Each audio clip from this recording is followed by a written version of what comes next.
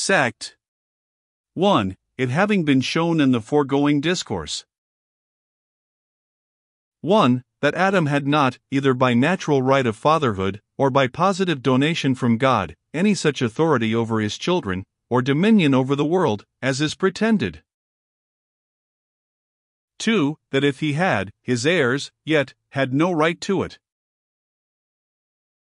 3. That if his heirs had, there being no law of nature nor positive law of God that determines which is the right heir in all cases that may arise, the right of succession, and consequently of bearing rule, could not have been certainly determined.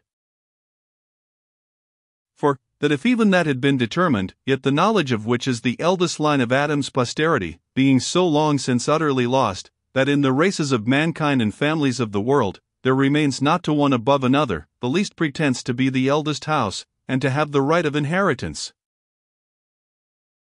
All these premises having, as I think, been clearly made out, it is impossible that the rulers now on earth should make any benefit, or derive any the least shadow of authority from that, which is held to be the fountain of all power, Adam's private dominion and paternal jurisdiction, so that he that will not give just occasion to think that all government in the world is the product only of force and violence, and that men live together by no other rules but that of beasts, where the strongest carries it, and so lay a foundation for perpetual disorder and mischief, tumult, sedition and rebellion, things that the followers of that hypothesis so loudly cry out against, must of necessity find out another rise of government, another original of political power, and another way of designing and knowing the persons that have it, than what Sir Robert Filmer hath taught us.